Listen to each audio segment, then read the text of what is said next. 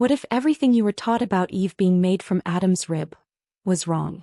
What if the original Hebrew never said rib at all, but something far deeper, more powerful, and more dangerous to religion as we know it? The Bible's original language doesn't say Adam gave up a rib. It says God took something else entirely. Something symmetrical. Something sacred. What did Adam really lose, and what does it mean for us? For centuries, translators changed one word, and the world's understanding of men and women was never the same. Now, the truth hidden in Genesis is being uncovered, and it might rewrite everything you thought you knew about creation. In the Garden of Eden, everything was in harmony except for one thing. Adam walked alone. The animals had pairs. The skies had stars. But Adam had no equal. And God saw it wasn't good. Then something strange happens. God doesn't immediately fix the problem with a spoken word. He causes Adam to sleep. A deep, divine sleep. Something sacred is about to be revealed. Most Bibles say rib. But the Hebrew word in Genesis 2 verse 21 is Tsela, used elsewhere in the Bible to describe the side of a temple or one half of a whole. This wasn't a bone. It was something far more essential. God didn't take a leftover bone. He took one full side of Adam, a mirror, a partner, an equal. He wasn't removing something small. He was revealing something complete. That same word, Tsela, is used dozens of times in the Old Testament to describe the sacred sides of the temple. This wasn't just a word. It was holy, structural, meant to reflect God's dwelling. The Bible doesn't say God created Eve. It says He built her, just like He built the temple. Eve wasn't an afterthought. She was architecture, a mirror of divine structure. Together they carried God's image. Not man alone, not woman alone, but both side by side. One wasn't made to serve the other. They were made to reflect heaven, together. But as centuries passed, the word Tsela was softened, rewritten, translated as rib. And with one small word, a hierarchy was created, one never found in Eden. By mistranslating a single word, the world lost a deeper truth. That woman was never less than man. She wasn't made from a bone, she was made from the same side for the same purpose. Today scholars are waking up. The Hebrew text, long buried under tradition, is alive. And when we return to it, we don't just discover a better translation, we rediscover Eden itself. When Adam first saw Eve, he didn't say, "She is from my rib." He said, "This is bone of my bones and flesh of my flesh." Not a piece. Not a servant. But the same as him. At last, an equal. Eve wasn't made beneath Adam. She wasn't made above him. She was made beside him. In Eden there was no hierarchy. Only harmony. Only reflection of divine unity. Language is powerful. One word changed and the world shifted. Rib isn't just a mistranslation. It became a misdirection. And that misdirection echoed for generations. Adam and Eve weren't just people. They were a design, two halves of heaven's sacred blueprint. A living temple of flesh and spirit, built to walk with God. But when sin entered, the temple split. Unity became separation. Harmony turned into shame. The divine architecture fractured. And from that fracture came misunderstanding. Adam blamed. Eve fell silent. The serpent watched. And in that moment the equality of Eden began to unravel. Not just spiritually but socially, linguistically, historically. From Eden to empires, one word's distortion became a system. A lie wrapped in tradition. And yet the original truth still calls, hidden beneath the surface. For centuries the church read the story wrong. Not out of malice but misunderstanding. And in that misunderstanding, the dignity of half the image of God was quietly lost. But the truth is re-emerging. Hebrew scholars are rediscovering what was always there. Tsela doesn't mean rib. It never did. It means side. Sacred half. Equal essence. To restore Eden we must restore the story. Not just in theology but in imagination. Because when we see Eve rightly we see God's design rightly. The garden opens again. When God said the two would become one flesh, it wasn't a chain, it was a thread of light. A partnership. A reflection. One that begins not with a rib but with a side. This is more than a linguistic correction. It's a spiritual restoration. A call to return to the original story.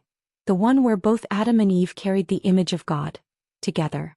The world we built after Eden doesn't reflect the garden. In Eden there was unity. In history we created patriarchy, often in God's name, based on a word he never used. Tsela was used to describe the sacred sides of the Arkansas, the temple's walls, even mountain faces. It never referred to a small piece, but to a structural half. That's what God took from Adam. When God built Eve, he didn't build a servant, he built a side. Not a fragment. Not an assistant. A counterpart capable of carrying his image just as fully as Adam.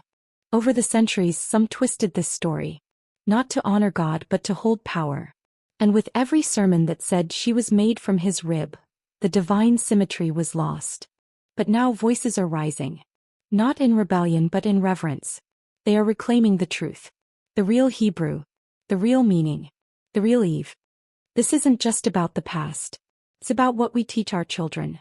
If we raise them on a mistranslation, they'll inherit a lesser story. But if we give them Eden, they'll walk in unity. One word fractured our view of women. It made half the human race seem like an accessory, when in truth she was half of the sacred structure God called very good. Throughout Scripture a thread runs. God keeps pointing us back, not just to justice but to Eden. Not just to equality but to unity. A story where both male and female reflect him fully. When the truth is restored, the temple is rebuilt, not with bricks but with understanding. And when we see woman rightly, we rebuild what Eden once held. Eve was never beneath Adam. She was never an afterthought. She was always beside. She always carried half the divine image.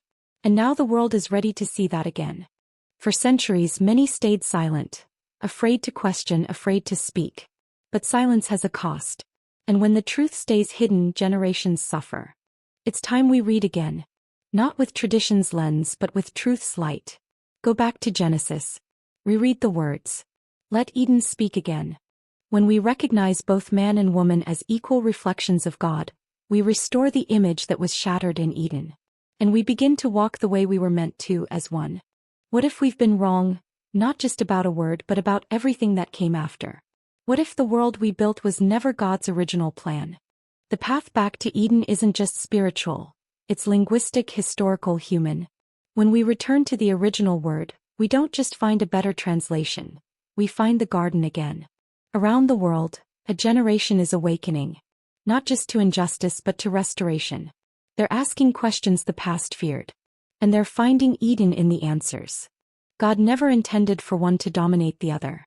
He designed harmony. Mutual strength. When both sides come together, something heavenly is rebuilt. Unity, not superiority. Words shape the world. One wrong word, rib instead of side, tilted centuries of theology. But the right word can realign it all. That's the power of truth. Eden isn't lost, it echoes in us. Every heartbeat, every relationship, every longing for fairness, respect, and love, it all echoes the garden we came from. Reclaiming the story means reclaiming our calling. Not just as individuals, but as partners in a divine structure that began with a sacred side, not a submissive rib. Eve wasn't the first mistake. She was the second revelation. The mirror of divine beauty. The image of God just as much as Adam. Let that truth settle in.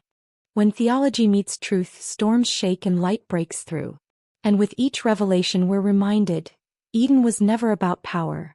It was about partnership. The rib was never the point. The point was proximity. Heart to heart. Side by side. It wasn't about where Eve came from, but who she was always meant to be. God didn't create hierarchy. He created wholeness. When we walk as equals, we mirror the divine design. And that's when the garden truly begins to bloom again. The church of tomorrow won't be built on silence or supremacy. It'll be built on sacred text and restored truth. A house not made by hands, but by hearts. Hidden in ancient Hebrew was a whisper the world ignored. But now it speaks again. Not with fire but with light. Not with noise but with power.